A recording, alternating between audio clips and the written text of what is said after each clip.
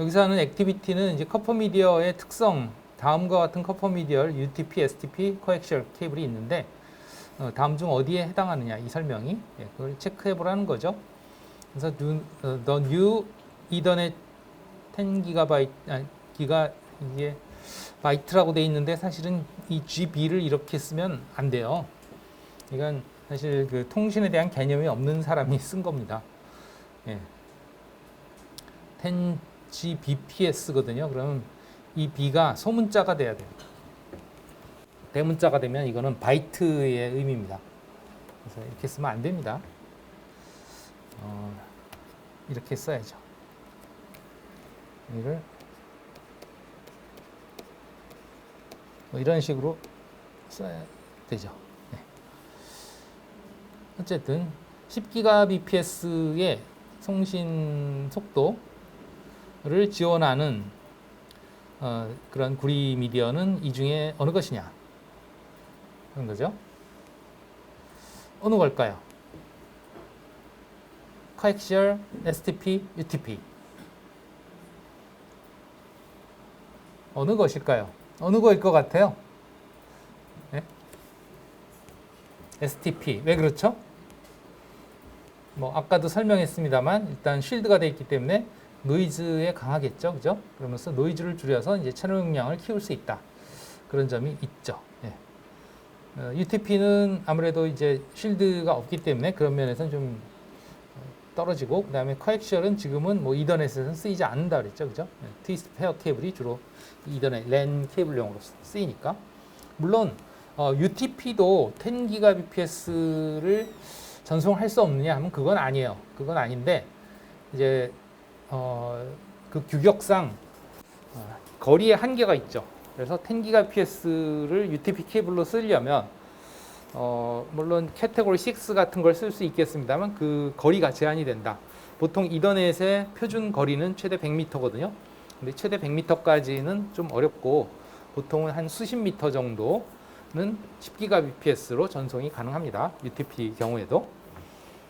그건 왜 그러냐면 이제 거리가 길어지면 그만큼 저항이 커지고 또 캐패시턴스가 커지겠죠. 그러면 통신 시스템 기초에서 봤지만 시뮬레이션에서 봤지만 캐패시턴스나 레지스턴스 즉 저항이나 콘덴서 값을 키우면 즉 용량 값이 커지면 케이블을 시뮬레이션하는 그 모델에서 어떻게 됐어요? 그게 대역폭이 줄어들었죠, 그죠? 그렇게 됨으로써 뭐 그 디지털 펄스의 모양도 높은 주파수로 가면 즉 고속으로 가면 어떻게 됐어요? 펄스가 많이 뭉개졌죠, 그죠? 뭉개져서 뾰족뾰족하게 이렇게 마치 그 삼각파 비슷하게 거의 사인파 비슷하게 그렇게 되고 레벨도 작아졌어요, 그죠? 그러니까 수신 측에서 신호 레벨도 작아지고 즉 S가 작아지고 파형의 왜곡도 생기고 그런 것들이 결국은 채널 용량을 떨어뜨리는 효과가 낮아지죠. 즉 속도를 고속으로 보낼 수가 없게 된다. 뭐 그런 거죠. 그래서 여기서는 이제 STP가 되겠죠. 확대를 하니까 이게 체크가 안 되는군요.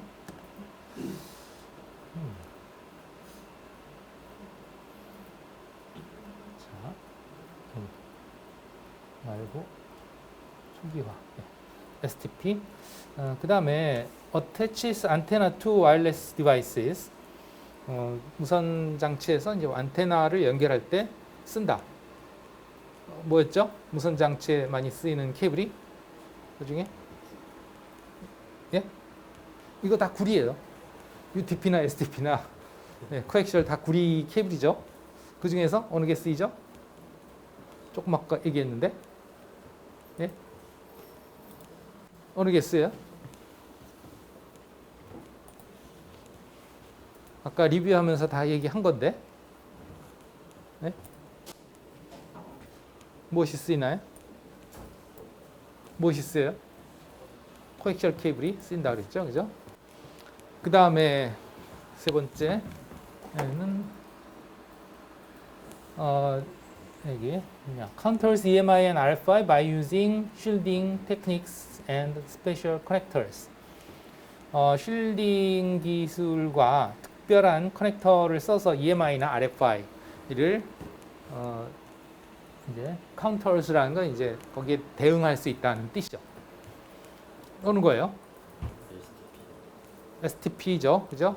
여기서 쉴딩이라고 돼 있으니까 쉴딩 테크닉스.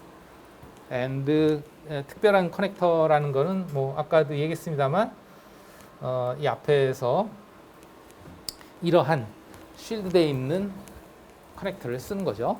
그거를 이제 장비에 연결하면 그 장비의 그라운드에 연결이 돼서 이제 접지가 돼서 그 쉴드를 통해서 유도된 잡음 전자파들이 다 그라운드로 빠져나가는 거죠. 그렇게 이해하시면 되겠고요. 그래서 STP, 그 다음에 Most Common Network Media, 가장 일반적으로 사용되는 네트워크의 연결 미디어는 어느 거냐? 어느 것을 가장 많이 써요? 쉴드보다는 UTP를 많이 쓴다 그랬죠. 왜냐하면 쉴드 케이블은 그만큼 다루기도 힘들고 또 뻣뻣하고 또 가격도 비싸고 뭐 등등 여러 가지 이유 때문에 이제 그럼에도 불구하고 웬만한 예를 들면 가장 일반적으로 많이 사용되는 기가 bps 이더넷의 100m 전송 조건을 충족을 해주고 있고요. UTP로 충분하죠. 예. 캐테고리 6만 해도 UTP들이 있잖아요, 그죠? 예. 여기 캐테고리 6도 예. 충분하죠. 그 다음에 terminates with BNC, N-type and F-type connectors.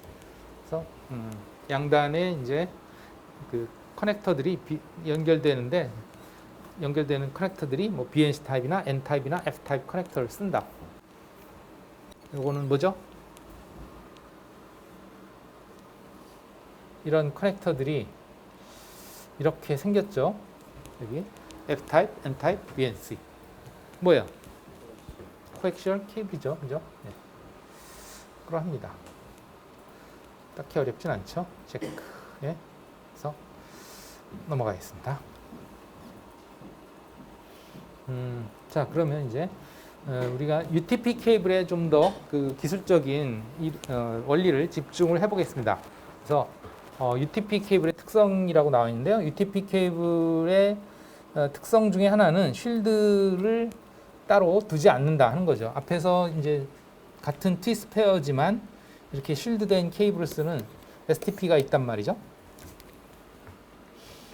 그런데 이제 UTP는 쉴드가 없어요. 그만큼 성능이 아무래도 떨어질 수밖에 없는데 그렇다고 해서 아주 못 쓸 것이냐 하면 그렇지 않다. 아까도 봤지만 이제 캐테고리 6 같은 경우에도 뭐 기가bps로 충분히 100m 이상 100m까지 쓸 수 있고 뭐 10기가bps 같은 경우도 이제 웬만큼 거리를 지원을 해준다 이거죠. 그래서 일단 아까도 얘기했습니다만 쉴드 부분이 없기 때문에 그만큼 사이즈 여기서 사이즈는 두께가 되겠죠.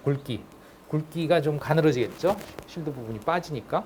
그래서 그만큼 좀 가늘고 그리고 설치에도 유용하다. 부드러워서. 네, 그렇고요. 그러면 이제 쉴드가 없다 보니 이제 EMI, RFI에 대한 대비가 전혀 없느냐, 또는 뭐 크로스토크에 대한 그 대비가 전혀 없느냐. 예를 들어서 이제 쉴드 케이블 같은 경우에 이제 이 외부 쉴드가 이 외부로부터 전체 이 케이블에 들어오는 전자파를 차단을 해주고 또 반대로 이 페어들이 여기서 전류가 흐르면서 발생하는 전자파가 외부로 빠져나가는 것도 이제 방지를 해주죠. 그 다음에 이제 여기에 보시면 이렇게 그 페어별로 또 이렇게 쉴드를 한 것은 이 각 페어 간의 상호 간의 크로스토크를 이제 방지해 준다 이거죠. 차단을 해준다.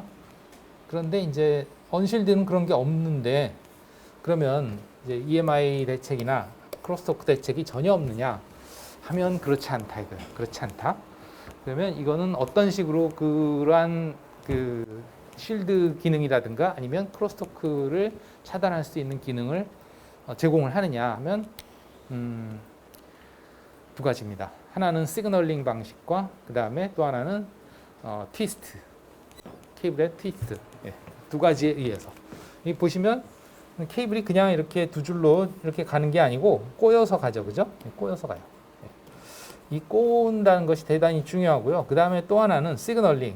그래서 여기 보시면 디퍼런셜 시그널링이라고 되어 있습니다. 그래서 신호를 전송을 할 때 전송 방식 중에 하나요. 그럼 디퍼런셜 시그널링이라는 거는 뭐냐 하면 보통 두 선이 있으면 보통 어떤 식으로 많이 쓰냐면 이제 한 선은 신호선, 이제 여기에 부하가 걸리고 한 선은 리턴 이런 식으로 쓰이죠. 그래서 보통 여기 이제 어떤 신호를 송출을 하려고 하면 이쪽을 그라운드로 잡고 이쪽으로 이제 신호를 보내는 경우가 대부분이죠. 이렇게 해서 이제 전류가 흘러서 이제 그라운드로 빠져나가죠. 여러분들이 뭐 1학년 때 뭐 회로 실험이라든가 회로 실험 했었죠, 그렇죠? 회로 실험 아마 뭐 R 저항을 가지고 이제 뭐 회로 꾸며보고 했을 텐데 전원을 걸어주고 이제 보통 접지를 하고 그라운드를 하고 그랬었고 또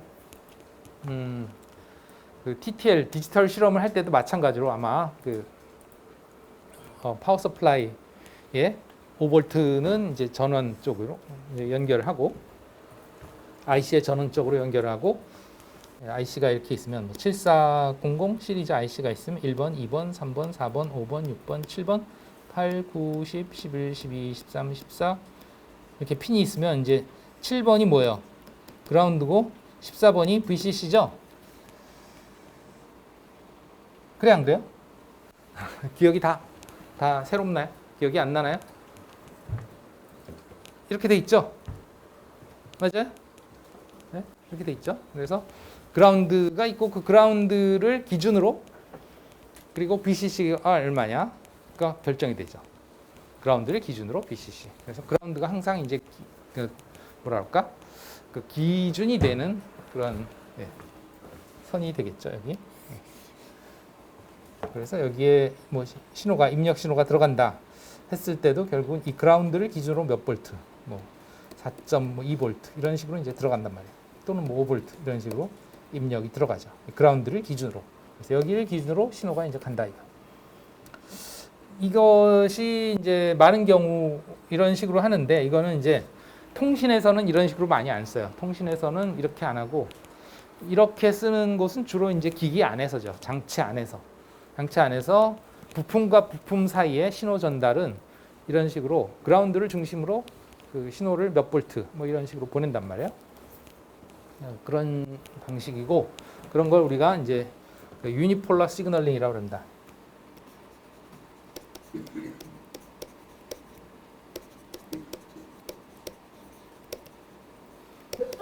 그리고 이것도 마찬가지죠. 여기 이제 신호를 뭐 0 아니면 1 두 가지의 디지털 값에 해당하는 신호를 이제 입력을 하잖아요. 게이트 핀에다가. 그럴 때 이제 0은 뭐 0V, 1은 5V 뭐 이렇게 가죠. 그라운드에 대해서. 그래서 단극성이에요. 그러니까 그라운드 대비 보통은 플러스 쪽으로 이제 단극성으로 신호를 가하죠. 0이면 이제 그라운드와 똑같이 0으로 하고 1이면은 5V로서 이제 그라운드 대비 플러스 5V가 되는 거죠. 이렇게 그 유니폴러라는 게 이제 유니가 하나라는 뜻이고 폴러라는 게 극이라는 뜻이죠, 그죠? 그래서 한쪽 방향의 극성 신호만 쓴다 이거죠. 유니폴러로. 네. 그게 보통의 경우인데 통신에서는 보통 많이 쓰는 게 이제 바이폴러입니다. 바이폴러. 그래서 이게 유니가 아니고 바이. 이 바이라는 건 이제 두 개라는 뜻이죠. 바이시클 그러면 뭐요? 사이클 바퀴가 두 개가 있는 동그란 원이 두 개가 있는 그게 자전거죠, 그죠? 바이시클 그런 식이에요. 그래서 극성을 두 가지를 쓴다. 극성은 결국은 플러스와 마이너스 극성의 신호를 씁니다. 통신에서는 주로 그래요. 왜 그러냐면 이제 통신 과정에서 최대한 직류를 없애도록 하는 게 목표입니다. 직류가 있으면 그만큼 평균적으로 전류가 많이 흘러간다 이렇게 생각을 하는데 이제 플러스 마이너스로 하면 그 두 개가 플러스와 마이너스가 상쇄가 돼서 평균이 제로가 된다. 이렇게 볼 수 있는 거죠. 예를 들면 맨체스터 코드 같은 경우도 이제 1이나 0이나 항상 플러스와 마이너스 하나씩으로 돼 있잖아요. 그렇게 함으로써 1이나 0을 어느 걸 보내더라도 항상 평균이 제로가 되게 만들어주죠. 그것처럼 이제 통신에서는 주로 그렇게 바이폴러 신호를 쓰는 경우가 많다 이거죠. 그럼 그냥 바이폴러 신호를 여기에 보내는 것만이 중요한 게 아니고, 즉 여기가 플러스나 마이너스가 되는 것만이 중요한 게 아니고, 여기를 그라운드로 두지를 않고요. 이쪽에도 이것에 대한 반대극성의 신호를 보내줘요. 반대극성의 신호를. 그게 중요합니다. 그러니까 그라운드를 따로 두는 게 아니고 이쪽에 어떤 신호를 보내면 이쪽은 그것의 극성의 반대 신호를 보낸다. 두 개의 와이어를 통해서. 그러니까 똑같은 신호인데 극성만 반대가 되는 거예요. 우리가 그런 신호를 뭐라고 부르냐면 이제 디퍼런셜 시그널링이다 이렇게 얘기합니다. 그러니까 극성을 두 가지를 쓰면서 바이폴라면서 이제 두 와이어가 어떤 신호를 보낼 때 서로 반대되는 극성을 가지도록 그렇게 신호를 만들어줍니다. 그러니까 1010을 보낸다면 이렇게 되는 거죠. 1010을 예를 들어서 1을 플러스 5V, 0을 마이너스 5V로 하기로 했다 그러면 1010을 보낸다면 여기에 플러스 5V, 마이너스 5V, 플러스 5V, 마이너스 5V 이쪽은 이렇게 가는 거고 이쪽에는 반대로 마이너스 5V, 플러스 5V, 마이너스 5V, 플러스 5V 동시에 이렇게 보내준다는 거예요. 서로 극성을 달리해서 똑같은 것을. 그게 이제 바로 디퍼런셜 시그널. 디퍼런셜이라는 게 이제 그 서로 다른 디퍼런트가 다르다는 뜻이잖아요, 그죠? 서로 다른 신호를 보낸다. 반대 극성의 신호를 보낸다. 예, 이런 의미가 되겠습니다. 예. 어쨌든 그렇게 하는 방식으로 보내게 됩니다. 그래서 여기에도 그림에 그렸습니다만 이제 입력 신호를 전송을 하기 위해서 그 전송 신호를 전송을 하기 위해서 여기에 1, 0에 해당하는 이진수 값이지만 1이면 아까 되겠지만 플러스 5V를 보낸다면 여기 마이너스 5V를 보내는 그런 식이다. 동시에 또 0이면은 여기 마이너스 5V 여기에 플러스 5V 이렇게 보낸다. 그런 식으로 이제 디퍼런셜 시그널링을 한다 하는 거예요. 자, 그러면 이제 그것이 어떤 작용을 하느냐 했을 때 수신 측에서 마찬가지로 이제 예를 들면 플러스 5V가 여기에 플러스 5V 들어오겠죠. 근데 문제는 이제 여기서 여기까지가 이제 케이블이에요. 케이블이면 거기에 이제 노이즈가 들어올 수 있다. 노이즈가 외부로부터 들어오는 노이즈를 생각을 해보면 이 외부로부터 들어오는 노이즈가 뭐 n이라고 합시다. 크기가.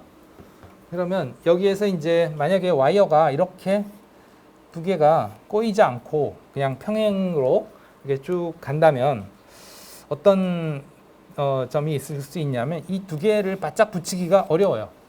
그러니까 항상 붙어 있는 게 아니죠. 케이블을 만들 때는 바짝 붙여서 만들어도 이걸 이제 사용하다 보면은 그 사이가 벌어질 수 있죠. 왜냐하면 8가닥이 그 안에 들어가니까 그 8가닥이 그 안에서 뭐 자유자재로 놀 거란 말이에요. 그러다 보니까 딱 붙어 있지를 않고요. 그 다음에 보통은 이제 저런 식으로 돼 있으면 항상 방향은 한쪽은 이렇게 한쪽은 이렇게죠. 그럼 이게 어떤 문제를 낳느냐 하면 이 외부에서 노이즈가 들어오면 전자파로 노이즈가 들어오겠죠. 어떤 케이블은 어떤 와이어죠. 어떤 와이어는 항상 가깝고 어떤 와이어는 항상 멀죠. 거리가. 그죠? 두 개의 와이어가 있으면 그 와이어에 굵기도 있고 그 다음에 유격도 있기 때문에 외부에서 들어오는 노이즈가 어떤 거는 먼저 닿고 어떤 건 나중에 닿아요. 그러니까 어떻겠어요? 그 닿는 양이 다르겠죠. 왜? 전자파는 거리가 멀어지면 거리의 제곱에 반비례해서 그 크기가 줄어들잖아요. 그죠?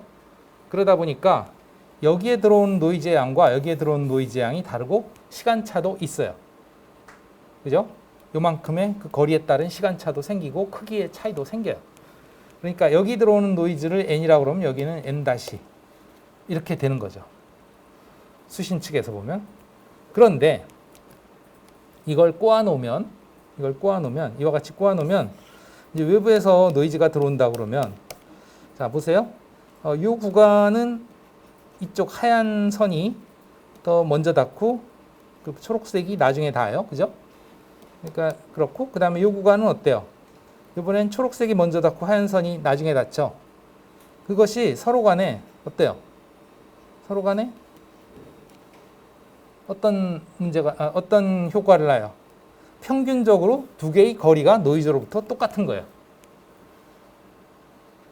그렇죠? 반은 하얀색이 가깝고 반은 초록색이 가깝잖아요. 케이블의 반은. 그죠? 이거는 항상 어느 한쪽이 가깝고 어느 한쪽이 멀어요. 그러나 이거는 반반씩 멀었다 가까워졌다 멀었다 가까워졌다 하니까 평균적으로는 두 개의 거리가 똑같아요. 그러니 두 개의 그 와이어에 그 미치는 노이즈의 영향이 똑같다. 이렇게 가정할 수 있죠. 외부로부터의 노이즈가. 이해가 되나요? 네?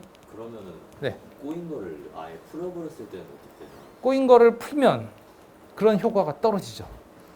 그냥 효과만 떨어지고 이제 그러니까 효과가 떨어진다는 얘기는 외부로부터의 노이즈에 약해지는 거죠. 예. 그래서 이걸 통해서 외부로부터 오는 노이즈가 없어지는 건 아니지만 두 개의 와이어에 똑같은 노이즈가 들어가게 해준다. 그게 중요해요. 뭐 100볼트가 들어와도 좋아요. 노이즈가 아주 크게 들어와도 좋은데 똑같이만 들어오게만 해다오. 그겁니다. 왜 그러냐면 수신 측에서 이제 이 송신 측에서 플러스 V와 마이너스 V, 플러스 5볼트와 마이너스 5볼트를 전송을 했다 그럴 때 여기에 이제 도착하는 거는 그럼 플러스 5볼트 플러스 노이즈, 여기에도 플러스 5볼트, 여기는 마이너스 5볼트 플러스 노이즈. 이제 가정하에 이렇게 꼬여 있으면 들어오는 노이즈가 똑같다 그랬잖아요. 그럼 이것이 뭐 10,000볼트가 들어온다 한들 실제로 10,000볼트가 들어오지는 않겠지만 이 두 개를 빼보세요. 어때요? 그러면 10볼트 빼기 10볼트 플러스 노이즈 빼기 노이즈죠. 그죠? 5볼트 빼기 마이너스 5볼트 하면 10볼트고 그 다음에 노이즈 빼기 노이즈 하면 이건 0이 되죠. 그래서 캔슬이 돼버려요. 그러니까 노이즈 아무리 커봐야 뭐만 남냐? 이것의 2배만 남죠. 그러면 이건 플러스 5볼트구나 하고 인식을 하는 거죠. 알겠습니까? 이게 이제 셀프 캔슬레이션 효과라고 그래요. 자체적으로 캔슬을 시켜버리는 거죠. 디퍼런셜 시그널링이 캔슬 아웃 EMI를 캔슬 시켜버린다 하는 거고요. 캔슬레이션 효과. 그 다음에 크로스토크 측면에서도 이제 좋습니다. 이게 디퍼런셜 시그널링을 하면 한쪽으로는 이 방향으로 전류가 흐른다고 볼 수 있고 한쪽으로는 이 방향으로 전류가 흐른다고 볼 수 있어요. 왜냐하면 여기에 플러스 5볼트가 걸리면 이 방향으로 흐를 거고 마이너스 5볼트가 걸리면 이 방향으로 흐르겠죠. 서로 그러니까 전류의 흐름이 반대 방향이에요. 전류의 흐름이 반대 방향이라는 건 뭐냐면 전류가 이렇게 흐르면 자기장이 이제 주위에 이렇게 생길 거 아니에요. 그죠? 우리 통신 시스템에서 봤잖아요. 전류가 이쪽 방향으로 흐르면 전류 주위에 이 방향에 자기장이 생긴다 한 걸 배웠죠. 그럼 반대로 전류가 이렇게 흐르면 자기장의 반대가 방향이야. 방향이 반대예요. 그럼 어떻게 됐어요? 자기장이 이쪽 방향과 이쪽 방향이 서로 어떻게 돼요? 상쇄가 돼 버리는 거죠. 그죠?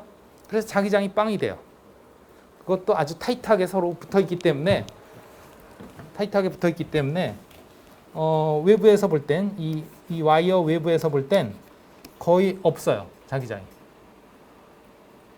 이게 좀 떨어져 있으면 이 와이어가 이렇게 떨어져 있으면 여기서 생기는 자기장과 여기서 생기는 자기장이 위치가 다르니까 이게 딱 캔슬이 안 되지만 이거는 이렇게 딱 붙여서 그것도 이렇게 꼬아놨기 때문에 어쨌든 간에 두 개가 거의 붙어 있는 효과고 그래서 붙어 있다는 얘기는 이렇게 붙어 있는 거고 그러면 여기서 생기는 자기장과 여기서 생기는 자기장이 서로 캔슬이 된다 이거예요. 네. 이런 식으로 사용을 한다 이거예요. 네. 그래서 여러분들 집에 혹시 전기담요 또는 전기장판 쓰는 집이 있나요? 겨울에 추울 때 있어요? 예, 그런 전기장판 중에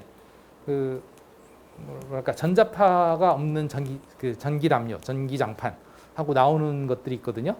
그게 바로 저런 원리를 이용하는 거예요. 그러니까 열선에 전류를 흘릴 때 열을 발열시키기 위해서 열선에 전류를 흘릴 때 디퍼런셜로 보낸다. 플러스 볼트와 마이너스 볼트를 이렇게 동시에 보내요. 그렇게 해서 케이블도 이렇게 꼬아 놓죠. 열선도 꼬아놓죠. 그렇게 함으로써 이제 두 개가 서로 상쇄가 돼서 전자파가 밖으로 나오지 않게 그렇게 해준다. 네. 그리고 여러분들 요즘은 이어폰 중에 유선 이어폰은 거의 안 쓰죠. 여러분들 요즘은 또 그 트렌드가 또 젊은 사람들이 또 유선 이어폰을 멋으로 또 쓰는 게 유행이라고 하던데 거기까지는 안 갔나요, 여러분들은? 네? 일부 젊은이들은 멋으로 유선 이어폰을 쓴다 그래요. 근데 그 멋뿐만 아니고 사실은 음질 면에서 무선이 유선을 못 따라가죠.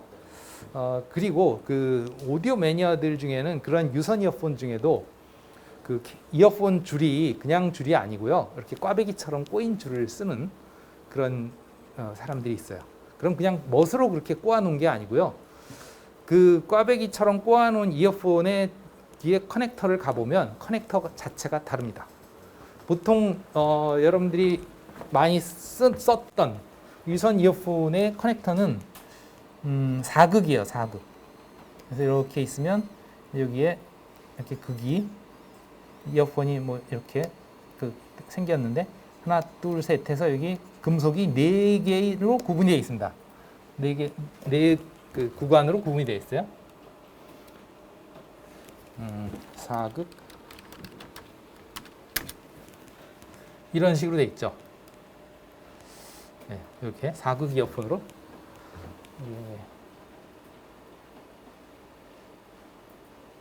정문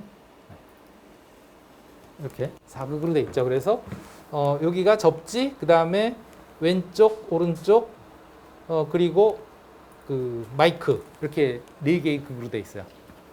그 접지가 돼 있다는 얘기는 뭐냐면 왼쪽 신호와 오른쪽 신호가 유니폴러 방식으로 제공이 된다는 거예요. 극성이 단극성으로 제공이 되는 거죠.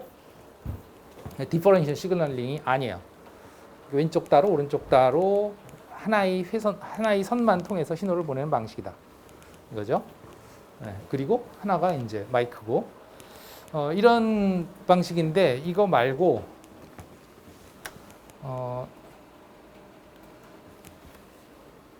5극인가?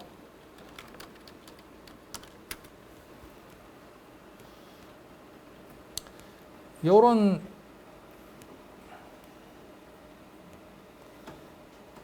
게 있어요. 이 5극은 이제 그라운드가 있고요. 그 다음에 4극이 각각 좌채널, 우채널, 레프트, 라이트에 디퍼런셜 시그널링을 보내는 방식입니다. 그래서 이제 그라운드는 쉴드용으로 쓰이고 그 다음에 이 각각의 2극씩이 왼쪽 채널에 2극, 오른쪽 채널에 2극. 그래서 디퍼런셜로 신호를 만들어서 보내요. 그렇게 함으로써 그 케이블로 유도되는 잡음들을 상쇄시킬 수 있다. 이렇게 얘기를 하고 주장을 하고 더 음질이 좋다. 네, 보통 그렇게 얘기를 하죠. 그 케이블 자체도 이제 꽈배기처럼 꼬아놨어요. 이어폰 이것만 있고 케이블은 따로 보이지 않네. 네. 이미지 이어폰 케이블 그래서 볼까? 네. 밸런스드라고 하죠. 밸런스드. 바이폴러 시그널링을 쓰는 걸 이제 밸런스드라고 그러고 디퍼런셜 시그널링 쓰는 걸 밸런스드라고 그리고 아까처럼 단극으로 보내는 방식을 언밸런스다. 이렇게 얘기합니다. 이미지가 없나? 이미지. 잘 없네요. 꼬아놓은 걸 찾아보기가 힘드네. 생각보다 없네요.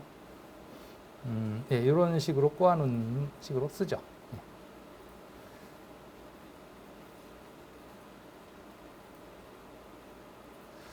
예, 이런 식으로 꼬아놓은 케이블을 씁니다. 이건 뭐냐? 이런 식으로 예, 그래서 UTP 케이블도 그런 식으로 쓴다 하는 거예요. 그래서 이제 두 가지가 이제 작용을 한다. 꼬아놓은 것 그리고 디퍼런셜 시그널링을 한 것. 그래서 꼬아놓은 것을 통해서는 이제 여기서부터 일단 그 나가는 전자파 방출을 최대한 줄일 수 있고, 그걸 통해서 이제 크로스토크도 줄일 수 있고, 외부로의 외부 케이블 밖으로의 방출도 줄일 수가 있겠죠. 그리고 아까도 얘기했지만 이제 외부로부터 전자파가 들어올 때도 꼬아놓음으로써 평균적으로 거리가 두 개의 와이어의 거리가 외부의 그 잡음원으로부터 똑같게 해가지고 두 개의 와이어에 유도되는 그 노이즈의 양을 똑같이 맞춘다 하는 그런 점이 있다는 거죠. 그리고 디퍼런셜 시그널링을 써서 수신 측에서 이제 두 개의 신호 양극의 신호를 빼서 노이즈를 상쇄시켜 버린다. 질문 있나요? 없나요? 좀 더 나가면 여기 보시면 이 꼬아놓은 그 간격도 이 페어별로 다 달라요. 그죠? 이걸 왜 그렇게 하냐면 이게 꼬아놓은 간격이 똑같아 버리면 그 두 개가 미치는 영향이 이렇게 딱딱 맞아 떨어져서 거기서 또 문제가 생길 수 있거든요. 그것을 그래서 랜덤하게 서로 간에 이제 뭐랄까 이렇게 딱딱 맞아 떨어지지 않도록 여기 보시다시피 맞아 떨어지면 이게 미치는 영향이 딱딱 맞아 떨어지는 그런 상황이 발생할 수 있어서 그것이 랜덤하게 이웃 케이블에 영향을 미치도록 그렇게 함으로써 평균적으로 제로가 되게 그렇게 만들어주기 위해서 그 피치라고 그러는데요. 그 꼬아놓은 피치를 달리한다 하는 겁니다. 네, 질문 있을까요? 없나요? 네, 그래서 뭐 우리가 그냥 쓰는 케이블이 그냥 케이블이지 뭐 선이니까 신호가 가겠지 뭐 잘 되겠지 생각하지만 생각보다 저 안에 들어간 기술들이 대단한 그 아이디어들을 접목시킨 것들이다. 이렇게 이해를 해주시면 되겠습니다.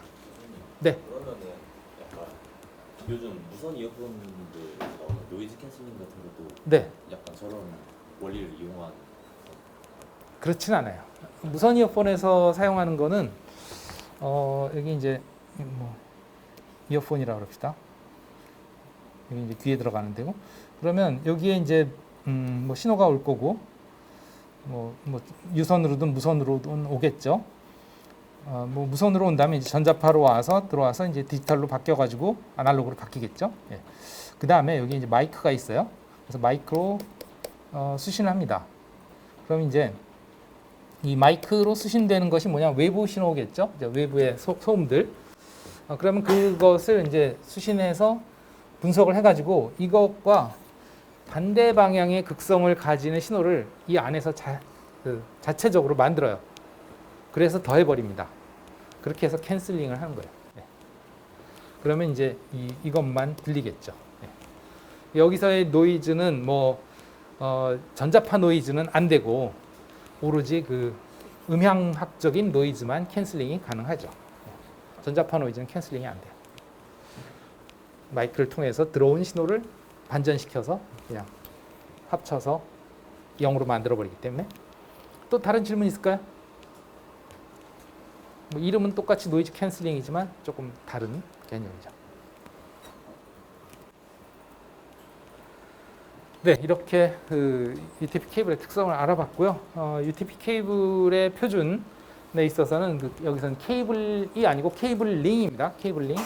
뭐 케이블링 표준에 대해서는 EIATI 568이라는 이제 케이블링 표준이 있다. 그래서 랜을 주로 타겟으로 한 그 케이블링이라는 건 이제 케이블 연결, 케이블 구성 뭐 이런 것이죠. ing를 붙임으로써 그 케이블 자체가 아니고 여기 보시면 이제 어떤 타입을 쓸 거냐, 어떤 길이를 얼마까지 할 거냐, 커넥터는 어떤 걸 쓸 거냐, 또 테스트는 어떻게 할 거냐, 터미네이션이라는 건 이제 결국은 이 케이블과 커넥터를 어떻게 연결할 것이냐, 뭐 그런 내용들이 되겠습니다. 그러니까 그 케이블 자체지만 그 케이블을 통해서 이 시스템 연결을 어떤 식으로 하냐, 뭐 길이는 어떻게 하냐, 뭐 등등 그런 것들에 관한 표준이 되겠습니다. 그 다음에 이제 케이블의 유형은 전에도 얘기했지만 이제 캐테고리 등급으로 이렇게 나눠진다. 뭐 최근에는 뭐 7까지도 나오고 있고요. 왜 안 써지지? 또 안 써지기 시작하네요. 어쨌든 뭐 캐테고리 7도 나오고 있습니다. 그래서 가장 일반적으로 많이 쓰는 게 이제 이거라고 그랬고요. 왜 안 써지지? 네. 이걸 안 써지기 시작하면 계속 안 써져.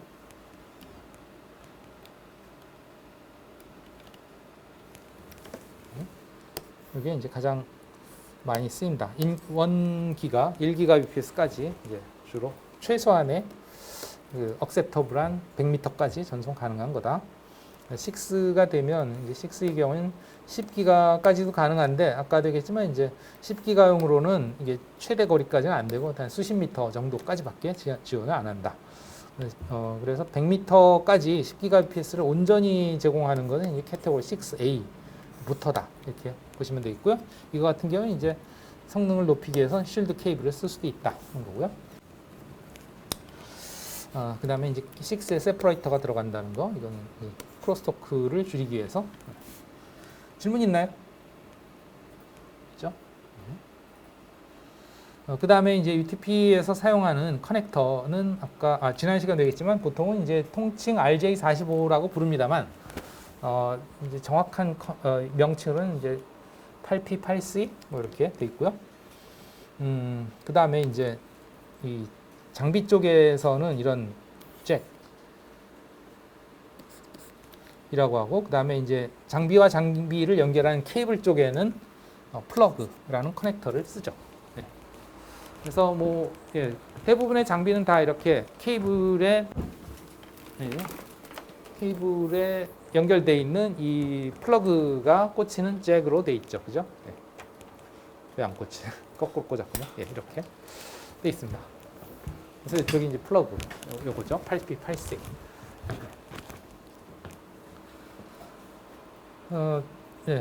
뭐 그러합니다. 그래서 8개의 핀이 있다. 그런 거고요. 여기도 마찬가지로 8개의 핀이 있죠. 네, 그러하고 그 다음에 이제 커넥터를 연결할 때 우리가 아까도 얘기했지만 이제 케이블에 커넥터를 연결하는 걸 우리가 터미네이션이라고 한다고 그랬는데 중단시킨다는 뜻이죠. 네, 그 주의할 점, 이게 전에도 한번 얘기했습니다만 이런 케이블을 만드는 게 그 네트워크 관리사의 실기 문제로 나온다고 했잖아요, 그죠? 케이블을 주고 커넥터를 주고 그 다음에 그 커넥터를 연결할 수 있는 도구와 뭐 니퍼 이런 것들을 주고 이제 작업을 하라고 이렇게 합니다. 그러면 여러분들이 이제 그 케이블의 피복을 벗기고 그 와이어들을 잘 정렬을 해서 이 커넥터에 이렇게 끼워서 딱 마무리를 해야 되거든요.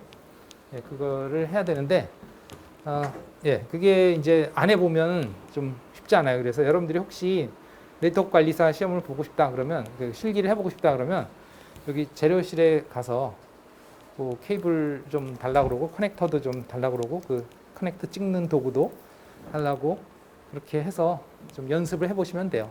뭐 무한정 주지는 않겠죠. 그죠? 몇 개 달라고 하면 줄 겁니다. 그래서 이 커넥터를 연결할 때 보시면 이와 같이 하면 안 된다. 이렇게 해야 된다. 하는 거죠. 두 개의 차이는 뭐냐 하면 일단 이 외피가 이 커넥터 안으로 들어가 있어야 되고요.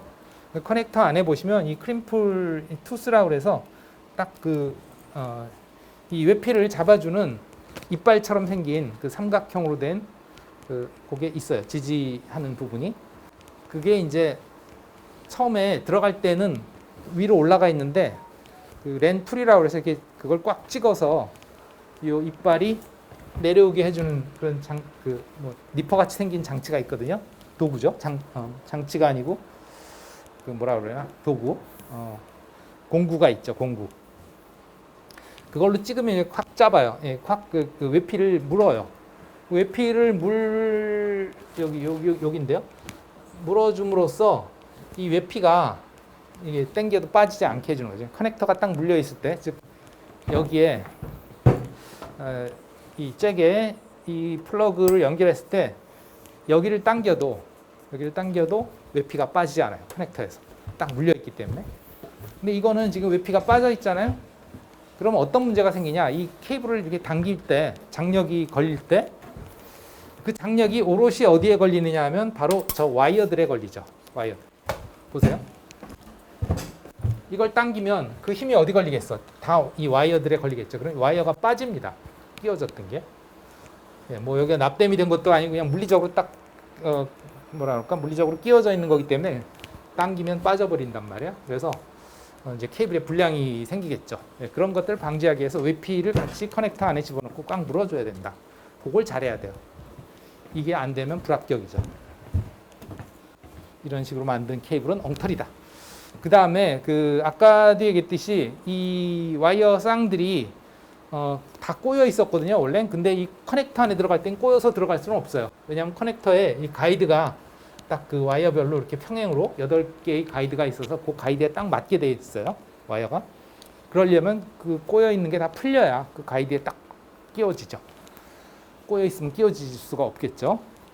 그래서 이렇게 꽈배기를 풀어줘야 되는데 꽈배기를 너무 과도하게 풀면 안 된다. 여기는 꽈배기가 지금 여기까지도 풀려 있잖아요, 그죠? 이렇게 풀리면 안 된다. 왜냐하면 이런 부분에 아까도 얘기했지만 노이즈에 문제가 생길 수 있고 크로스토크에 문제가 생길 수 있다 이거죠.